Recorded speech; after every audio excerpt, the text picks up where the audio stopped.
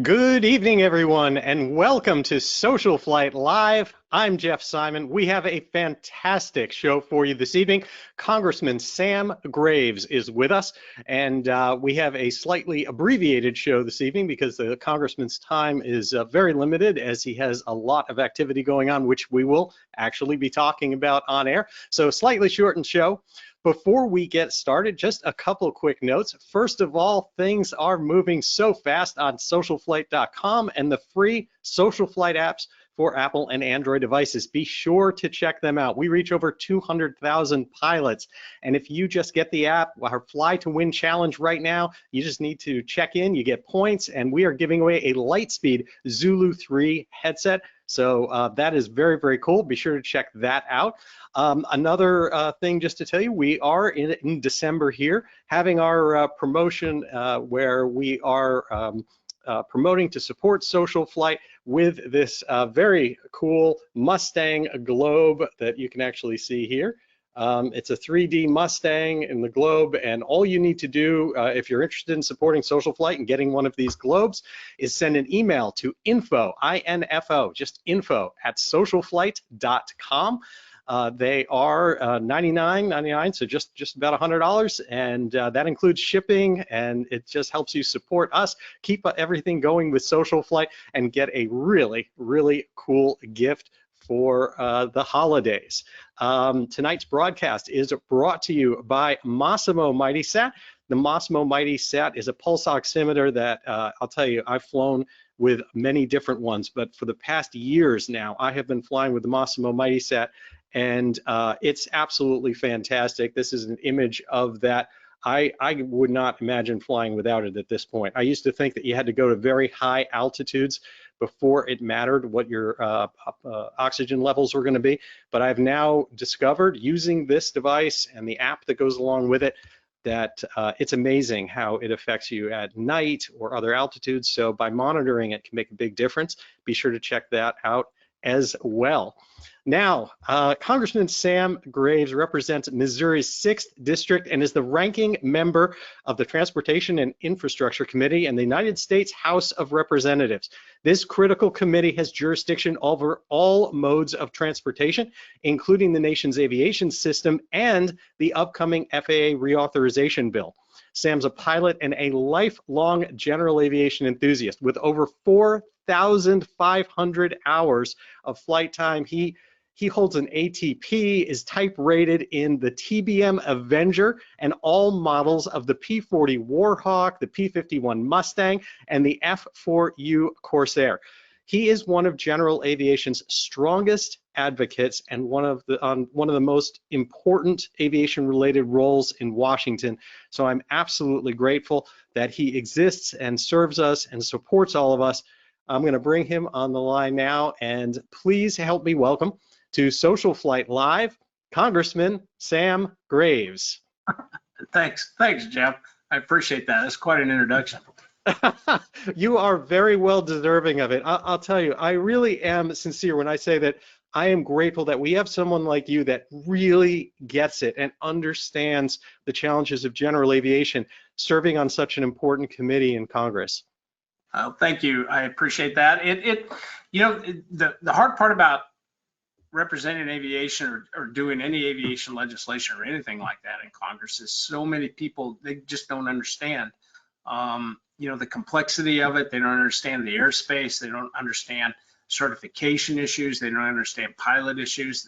It's just very foreign to them because their only experience with it is, commercial aviation. So it's challenging.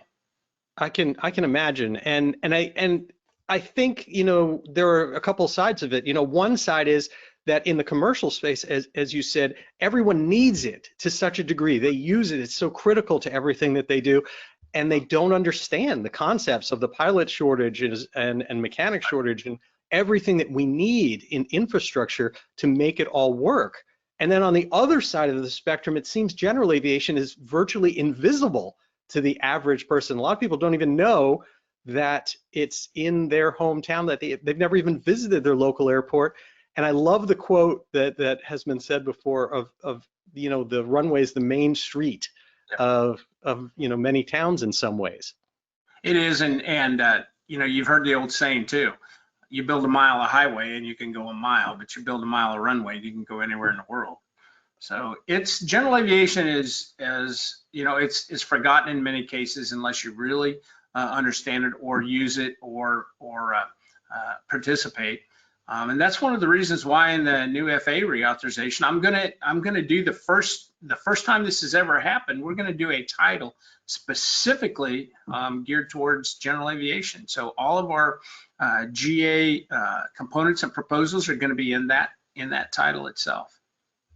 So tell me a little bit about the FAA reauthorization bill, because this process kind of realigns in many ways the way that the FAA operates. And there have been a lot of transitions in the past with things that have been very beneficial, like basic med, other things like that, things that streamline certification. And it seems like we need to keep this momentum going to have the FAA supporting general aviation and all of aviation, but certainly general aviation, instead of kind of being in the way of it.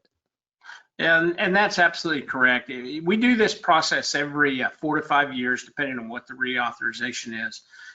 And it basically, it reestablishes or reauthorizes the FAA, the Federal Aviation Administration, and then you do all of the legislation that has anything to do with aviation. You do it in FAA reauthorization.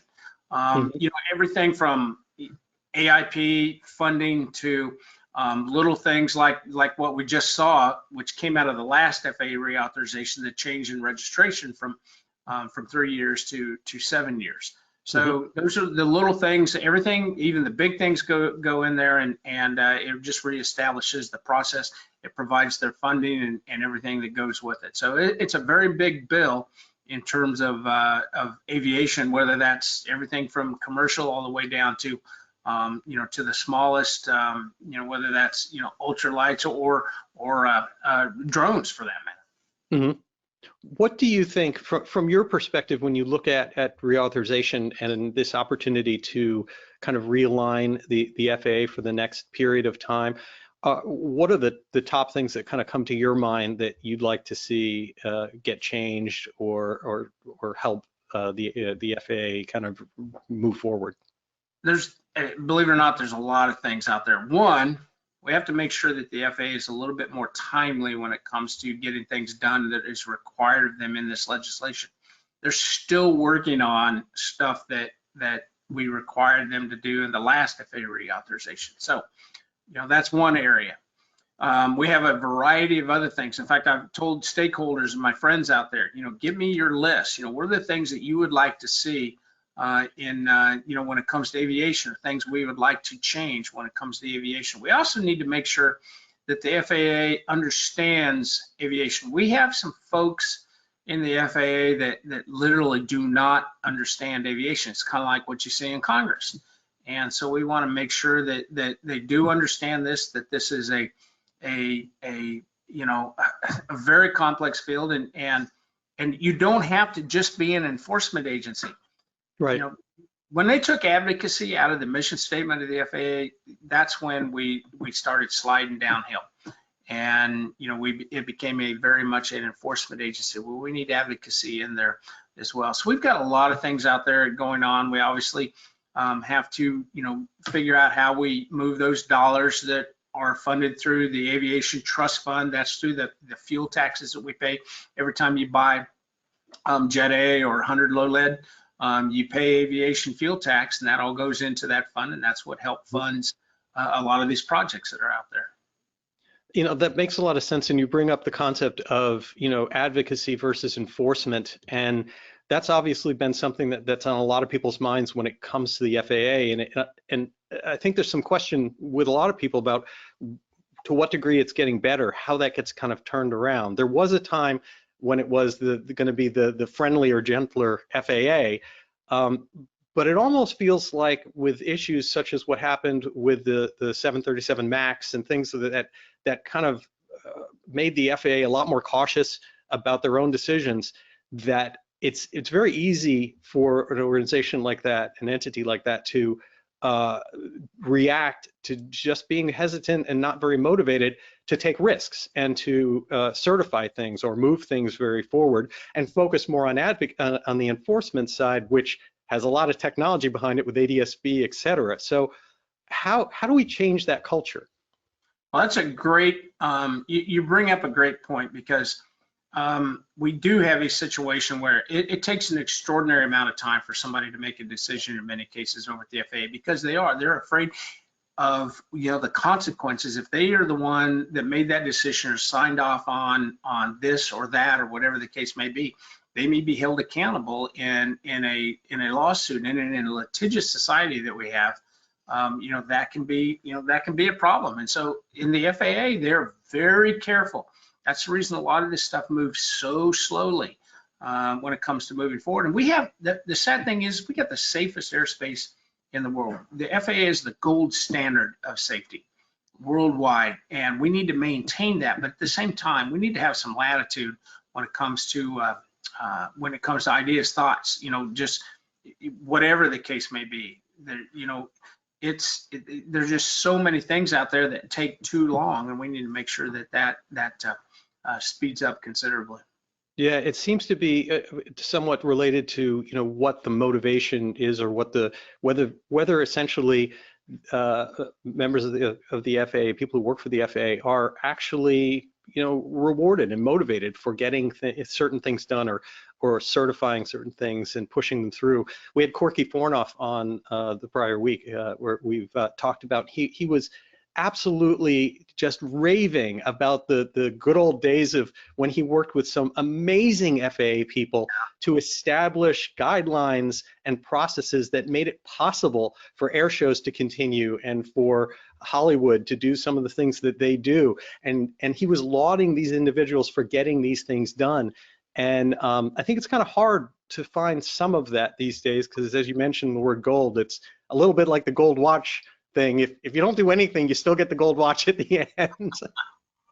Yeah, and that's the thing. Again, there's folks in aviation that just, and a lot of our institutional knowledge within the FAA is leaving as we retire some of these folks that have been around a long time. So we need to focus on that and start paying attention to that, and make sure that the FAA is accountable.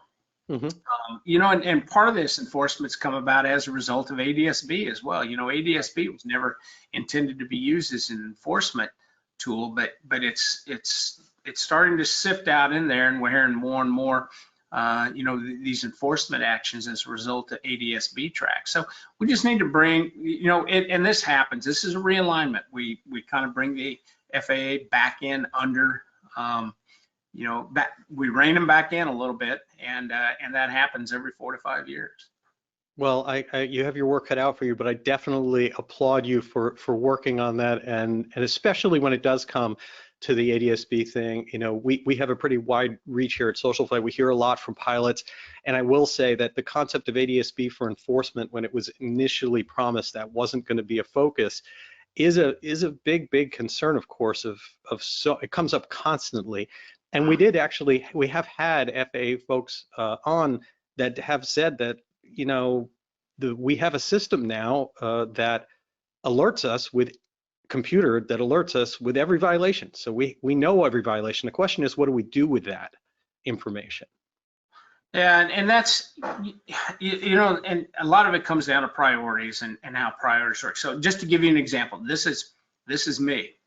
I lost my billfold in August of this year, and so obviously my pilot's license is gone. So I got a temporary certificate issued to me, but I still have yet to receive, this is August, and now we're in December, and I have yet to receive a copy of my pilot license, you know, my plastic card to do it. But yet, if I were to fly, you know, if my N number came up and my registration is just the least bit lax, or, you know, something comes up on an ADS-B track, there, you know, right there.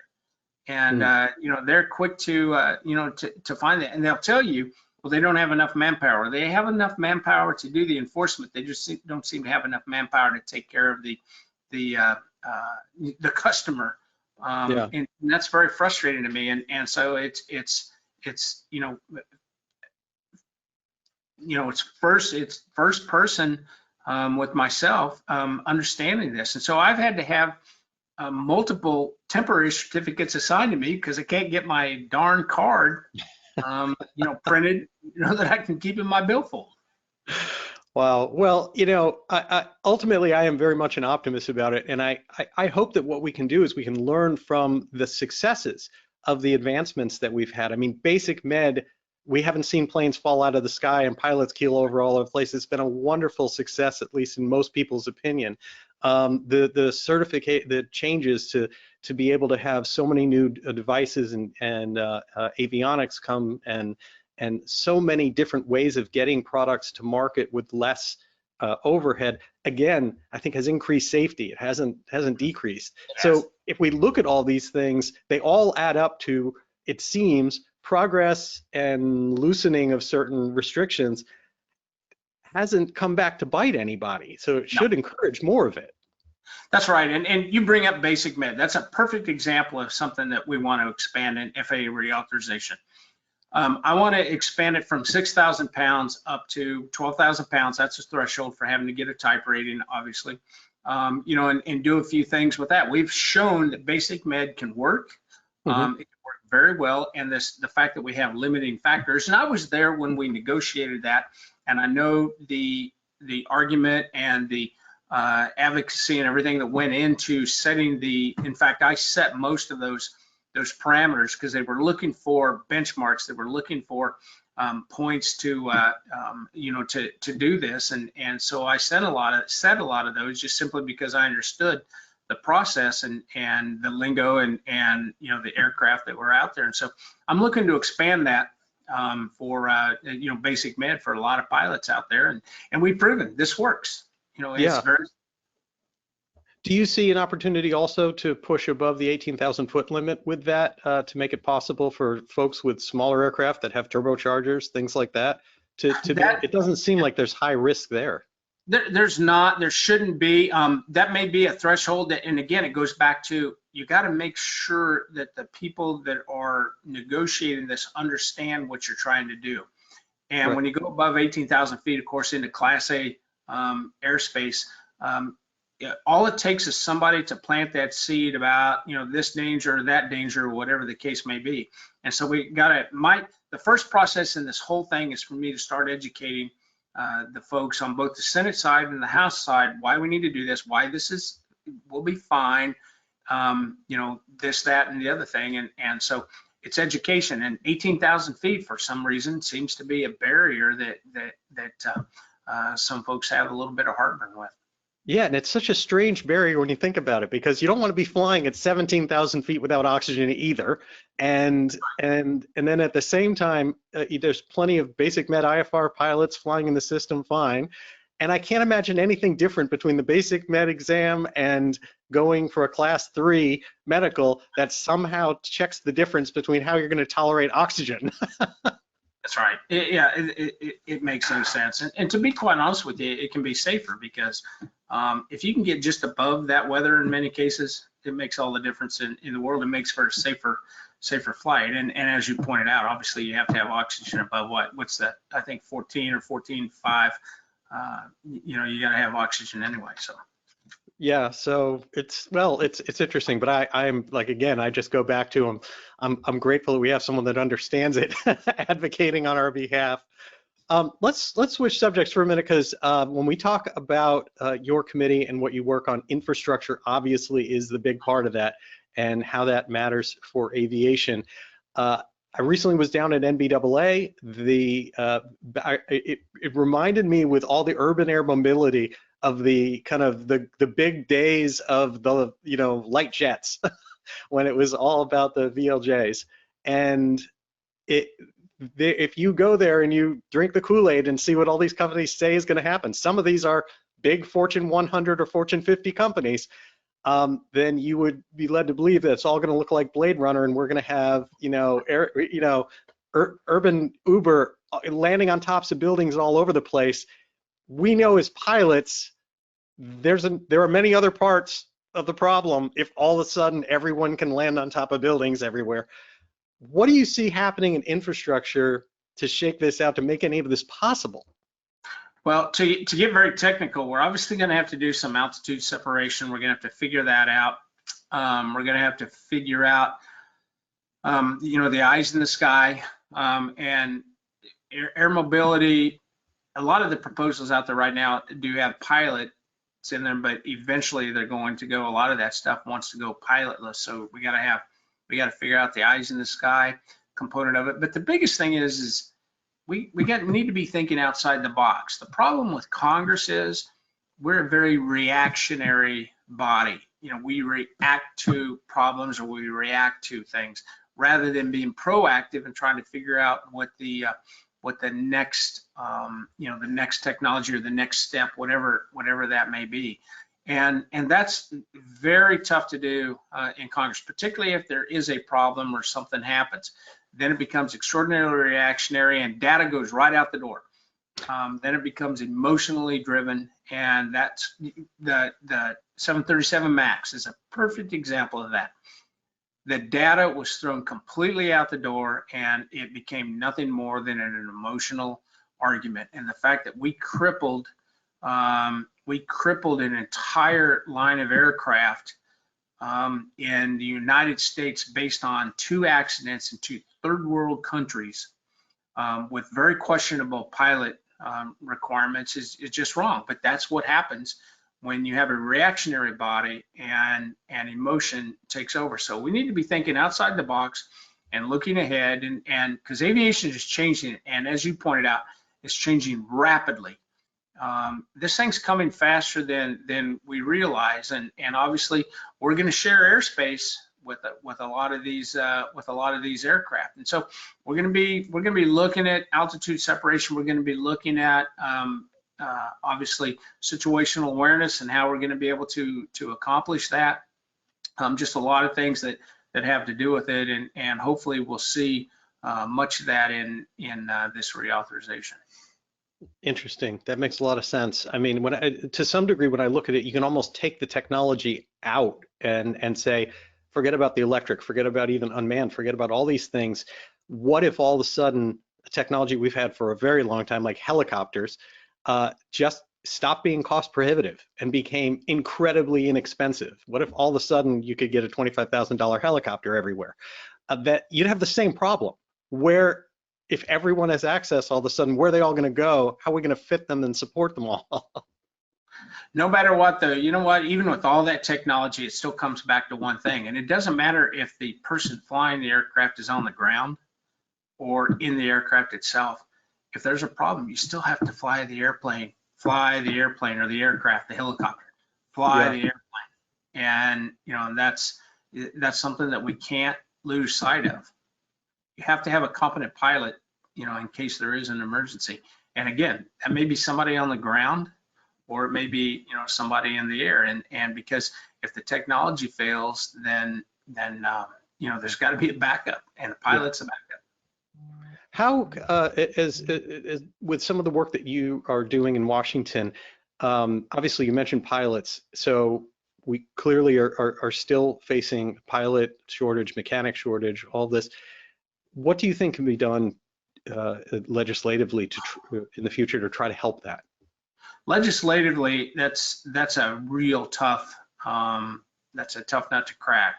We got a couple proposals out there, but unfortunately they're just band-aid proposals. One is to increase the retirement age for commercial pilots. Another one is to change the at least for commercial pilots, and that's where it really hits. Is with the airlines to, one of the things is to change the training and what hours, simulator hours versus real-time hours, and we have this 1,500-hour rule, which has a lot to do with emotion. Again, it goes back to emotion in the Buffalo crash, which, interestingly enough, the 1,500-hour rule would not have covered either one of the pilots in that crash. But we get into a situation now where you see a lot of pilots that are trying to gain their 1,500 hours, and they're just renting a Cessna 152 and they're going around and doing circles in the sky. I would much rather have a pilot sitting in the right seat with a competent captain in the left seat learning instead of just boring holes in the sky with with a Cessna. So I think we need to change, our training, or at least change the, what hours or how hours are counted, or even military hours, how those are counted. That's something that is important. But again, it comes back to this emotional argument that's out there rather than the data that backs it up. We also have some workforce issues, that we're working on, trying to help students, whether that's mechanics, technicians, pilots, whatever the case may be, getting them into those schools, getting the interest there. It's just expensive, and we all know that. It's extraordinarily expensive to go through school to become a professional in the aviation industry. Do you think that there's also an opportunity with the designees, that there's an opportunity with designated examiners, with designated for both the mechanic side and also the pilot side? Because, certainly my experience is that there is an enormous shortage there, and the FAA is not very anxious to add more in some cases. And we need to expand that. Yeah, you're exactly right. That needs to be expanded, and that's very frustrating because it does take forever in many cases to get an examiner, and we need to expand the process and that program in particular. That's something we're looking at as well. Yeah, because my understanding, for at least what I've faced, and you can certainly correct me, but in most of these areas, whether it be an aviation medical examiner, a designated pilot examiner, or a mechanic examiner, in all those cases, the idea of can you become one if you're qualified, you hit a brick wall, because it's up to your local FAA to say, do we have enough, or do we not have enough? And when I've spoken with some FAA folks at FSDOs and other places, they've said it's really not about whether we have enough, it's whether or not we want to manage more of them. Yeah, that's exactly right. And that's another one of those cultural issues we need to change, and it's going to have to happen. It's going to have to happen from outside in terms of requiring it, but it's going to have to, happen organically from the inside as well. Yep. So now you did come in with some pretty good news, and that is you're obviously not just on the committee, but of course serving in Congress. And the National Defense Authorization Act, you believe, has some progress. So can you give us some late breaking news here? Yeah, we've been negotiating all day and into the night, and I think we've got a compromise, and so we should be able to get that done tomorrow. It's still a long ways away from now and 5 o'clock tomorrow when it's scheduled to come to the floor of the House. But regardless, fingers crossed. That's one of the most important things that we do. That's another authorization that we do, is the defense reauthorization, and we do it. We do it every Congress, and so it's one of the most important. In fact, in the Constitution, that's one of the #1 things we're charged with, national defense. And so we need to do this. We get into some very political arguments right now. A lot of the argument has to do with vaccinations and forced vaccinations, and some of our military personnel that were released as a result of not getting a vaccination, letting them back in, dropping those requirements. So that's become a political hot potato that's gone back and forth. I think we have a compromise on that, and so fingers crossed we're going to have NDAA done tomorrow. So. Would that also weigh in on, obviously with so many things going on with the war in Ukraine and other things, it seems like there is an awakening in the country to the need to kind of, how do we restart this industry? How do we get our defense industry going in a way that could support us if needed directly instead of indirectly as we are in Ukraine? Is that affected by this as well? It is. Everything that has to do with defense is, and you bring up an excellent point. And in fact, I represent the Lake City Arsenal. Lake City Arsenal in Independence, Missouri does all of the small arms ammunition for the military, all branches of the military. So that's 5.56, 7.62, the 50 caliber, 9mm, everything is done there. And so there's been this pushback because what it is, it's a government-owned facility, but they bring in private contractors. So Remington has had it, ATK, which is federal ammunition, has had it, and right now the contract goes to Olin, which is a Winchester company, actually Winchester is an Olin company, but Olin ammunition, and they have it right now. And the administration has been pushing to not allow them to sell excess ammunition to the private sector. Over the years, we've always produced more ammunition than we need in a year's time, and we build up our reserves. And then we allow these contractors to then be able to, any excess ammunition, they can sell to the private sector.